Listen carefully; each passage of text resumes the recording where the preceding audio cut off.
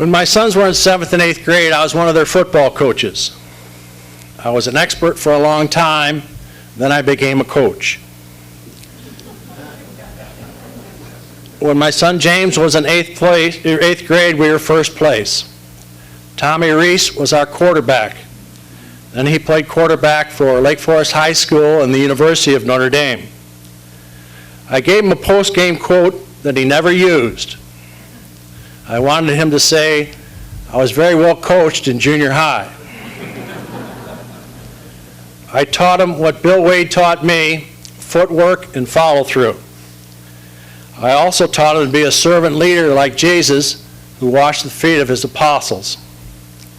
When I think about Tommy Rees, I hear the Carpenters sing "Close to You," and I rewrite the lyrics. You know, I've heard Mr. McCaskey sing that song probably close to 10 times now, including in front of our entire school in 8th grade, and it never ceases to amaze me and on his spectacular voice and the notes he can hit. First and foremost, I want to say that I'm truly humbled to be in this room with so many amazing people, and some of the stories I've been able to hear today, it's truly inspiring.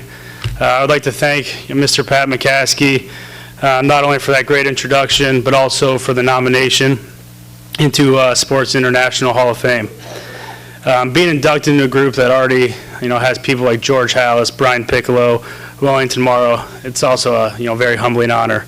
I also like to thank some of my friends and my family and close friends, some of whom are here today. Without them, I would never have been able to accomplish some of the things I was able to, and I owe a lot of my success and the person I am today to them. To speak on Mr. McCaskey, I first met him when I came to Lake Forest in 1997. My family had just moved here, and my dad had taken a job with the Chicago Bears, where obviously Mr. McCaskey was working. It didn't take long to strike up a very close friendship with his youngest son, James, who, despite going to Boston College, him and I, remain very close to this day.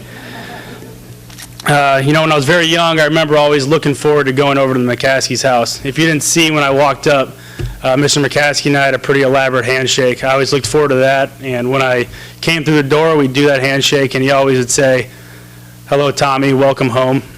Still not exactly sure what he meant by that, but I remember always looking forward to it, and always made me feel welcome. Later on, as I grew up and with James playing sports at St. Mary's, Coach McCaskey was our coach in 7th and 8th grade, and like he mentioned, I remember various tackling drills and the weeks upon playing OLPH, who was the best team we played every year. We had extra sprints, and no one ever looked forward to that or wanted to be on the wrong side of that. But more importantly, Mr. McCaskey, through his standards, made us all better people at a young age. His undying passion and assurance and faith, rang throughout all of us, and it truly made us understand how to best connect faith and sports and represent something that was bigger than ourselves. So for that, I would like to thank him as well. My dad, who's here, Bill Rees, he's been in football his entire life, and my love and passion for the game came from him. Beyond football, he taught me to be the best individual off the field that I could be. I bring him up because every week we would talk football, and I remember before some of the big games at Notre Dame talking to him, and his message was pretty consistent. He said, just don't be nervous, play the game like you're playing at West Park here in Lake Forest with all your buddies at St. Mary's. Like most everything with football, my dad was right. Helped calm me down. At the end of the day, I was still playing football, the game that I love. As I reflect on that message that he gave me, I began to learn that that message rang true in all aspects of my life, not just football.